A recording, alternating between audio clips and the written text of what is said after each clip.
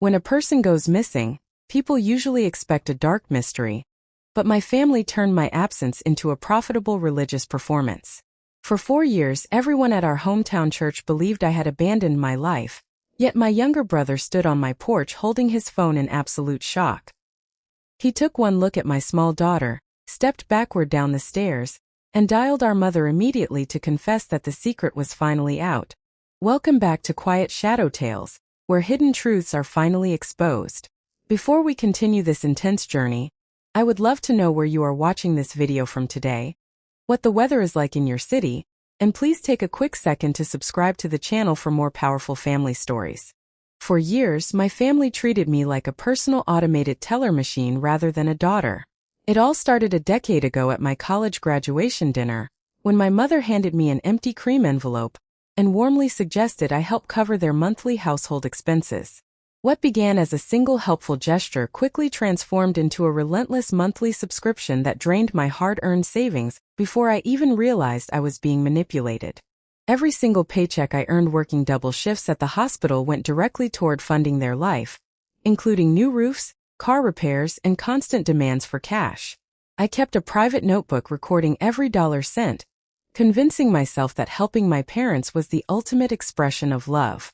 In reality, I was simply burning through my own youth and health to maintain a status symbol for my mother within her social circle.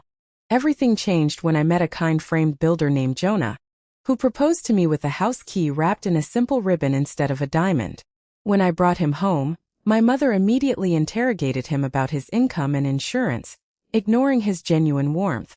That very night, she texted me privately asking for another hidden loan, proving that my new happiness was just another financial opportunity for her to exploit. Tragedy struck soon after when a devastating construction accident instantly took Jonah's life before we could ever build our future together. While his crew members wept at the service, my own parents refused to make the drive, sending cheap flowers instead. Just 4 days after I buried the man I loved, my mother sent a message asking if her monthly payment would be late because of my grief. When I discovered I was pregnant with Clara, my dangerous blood pressure meant I had to choose between funding my mother's lifestyle or keeping my unborn baby safe. I called my mother to explain that the financial support had to stop immediately, but she exploded in anger and hung up before I could share my tragic news. When I turned to my father for help, he simply ordered me not to upset my mother. Left completely isolated, I moved to North Carolina, painted my front door blue, and quietly raised my daughter while my mother crafted a massive lie back home. She told the entire congregation that I had mysteriously vanished, transforming my desperate need for self-preservation into a tragic story of a lost child. For 4 long years, she collected sympathy and tears from hundreds of innocent churchgoers who genuinely believed I was missing. That elaborate illusion shattered the moment my brother Mason showed up at my doorstep to inspect my life for our mother. When he saw Clara, whose face clearly matched our grandmother's features, and noticed Jonah's memorial picture on the wall, the entire deception collapsed. He sat at my kitchen table and wept as he realized our mother had systematically erased my real life just to maintain her own public reputation. Mason left a formal invitation to our old church's homecoming service, where my mother planned to present me as a recovered prodigal daughter to fix her public image. That same night, my cousin added me back to the family group chat, where my mother was already rewriting history again, accusing me of maliciously hiding her grandchild. Not a single relative messaged to ask about Jonah's death, or how I had survived alone. Late that evening, my grandmother Rose called me using a private number, revealing that she had kept all my secret letters hidden inside her vintage sewing kit.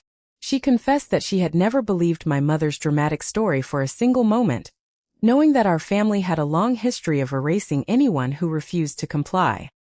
Hearing her voice proved that my years of quiet independence had not been completely in vain. Instead of hiding, I decided to attend the Sunday service, entering the full sanctuary just as my mother took the microphone to deliver a dramatic speech about her long-lost child. When she invited me to step forward and give thanks, I stood up in front of 200 people and calmly stated that I had never disappeared, but had simply stopped sending over $100,000. The entire sanctuary fell completely silent as I revealed the exact financial truth, explaining that I had buried my partner and raised my child without a single phone call of support from my parents. My mother stood frozen at the pulpit, her carefully polished persona completely crumbling as the congregation finally understood the true dynamic.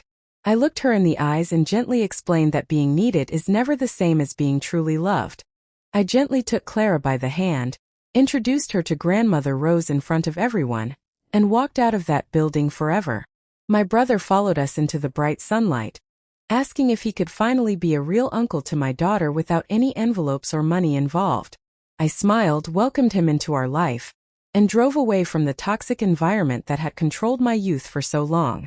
True freedom begins the exact moment you realize you do not have to pay for a seat at a table that starves your soul. Building a quiet life filled with real love is always worth the sacrifice of walking away from fake family relationships. If this story touched your heart, please hit the like button, leave your thoughts in the comments, and click the video on your end screen right now to watch another powerful narrative.